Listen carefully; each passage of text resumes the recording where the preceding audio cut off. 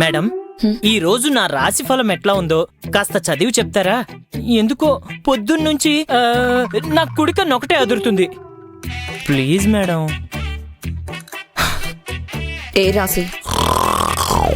సింహం. సింహరాశి మేడం. దాంపత్యంలో గొడవలు. నాకింకా పెళ్ళే కాలేదు కదా మేడం, గొడవలు ఎక్కడి నుంచి అవుతాయి? ఆగు, ఇంకా ఉన్నాయి. కుటుంబంలో కలహాలు. ఈ రోజు నేను ఇంటికి ఫోన్ కూడా చేయను.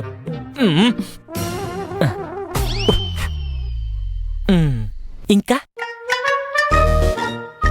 అనవసరమైన విషయాల్లో తలదూర్చకండి. రోజు చేసేది నువ్వు అదే కదా. చేతిలో గ్లాస్ ఉంది, జాగ్రత్త.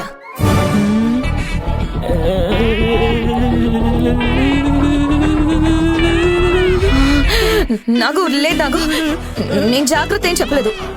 బ్యాలెన్స్ చేసుకోరా ప్లీజ్ ప్లీజ్ ప్లీజ్. సౌండ్ రాలేదేంటి?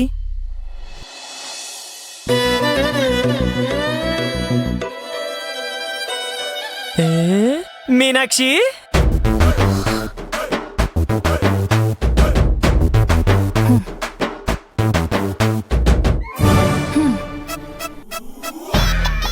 ఏంటి నాగరాజ్, చూసుకోవా?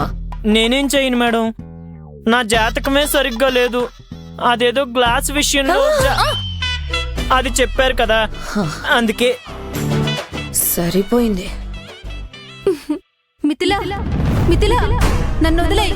మిథిలా, మిథిలా, మిథిలా నన్ను వదిలేయ్. ఆవిడికి ఇంకా భోజనం పెట్టలేదా? మిథిలా మేడం ఇంకా రాలేదు మేడం. మిథిల వచ్చే వరకు తను ఆకలితో ఉండాలా? వెళ్ళు, నువ్వే వెళ్ళి భోజనం ఇచ్చిరా. నేనా? హా, నువ్వే. అనవసరమైన పనుల్లో తలదూర్చకూడదని మీరే చెప్పారు కదా మేడం. చాలా భయంగా ఉంది నాగు. మేడం, ఎవరికి భోజనం ఇవ్వాలి? నేను చూస్తాను. మీనాక్షి, రేవతి మేడంకి భోజనం పెట్టడం అంత సులభం కాదు. మిథిలా మేడం తప్ప ఇంకెవరూ ఆవిని భరించలేరు.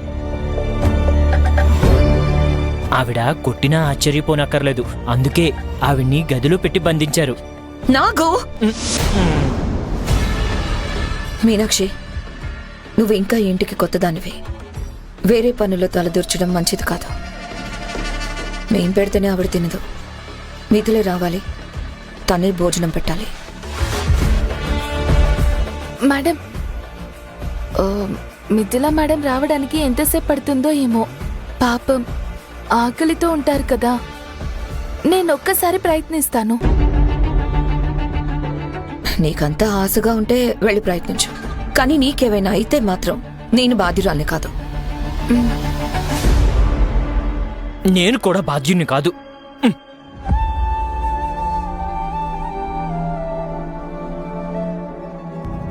చేసిన తప్పుని సరిదిద్దుకోవడానికి ఉన్న ఒకే ఒక అవకాశం ఇది.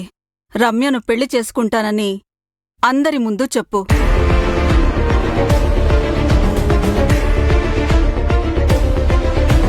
ఏం మాట్లాడుతున్నా పెద్దమ్మా? పెద్దవాళ్ళగా ఏం చెప్పాలో అదే చెప్తున్నారు. అదేంటండి, రమ్య ఇలా చేసుకుందని విరాజ్ని ఇష్టం లేని పెళ్లికి బలవంతం చేయకండి. ఇది కరెక్ట్ కాదు. కరెక్ట్ కాదా? పిల్లలు తప్పు చేసినప్పుడు సరిదిద్దటం తల్లిదండ్రులుగా మన బాధ్యత. వైజయంతి, విరాజ్కు బుద్ధి చెప్పి పెళ్లికి ఒప్పించేలా చెయ్యి. అది వదిలేసి వాడికి సపోర్ట్గా మాట్లాడుతున్నావా?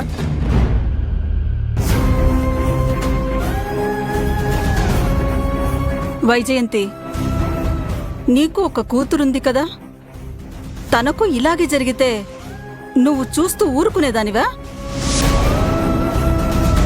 వాసంతి పరిస్థితి చూశాక కూడా విరాజ్ చేసిందే నీకు కరెక్ట్ అనిపిస్తుందా?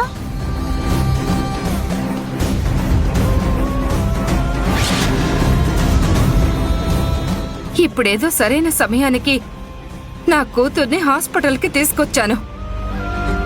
ఏదైనా అనర్థం జరుగుండుంటే దానికి ఎవరు బాధ్యత వహిస్తారు? అవును, మన వల్ల మళ్ళీ తప్పు జరగకూడదు. లోకంలో ఎంతో మంది ముక్కు మొహం తెలియని వాళ్ళను అరేంజ్డ్ మ్యారేజ్ చేసుకోవట్లేదా? అలాంటిది రమ్య నీ బెస్ట్ ఫ్రెండ్. ఇప్పుడు మనసులో ఏమీ లేకపోయినా ముందు ముందు అంతా సర్దుకుంటుంది. కరెక్ట్గా చెప్పారు.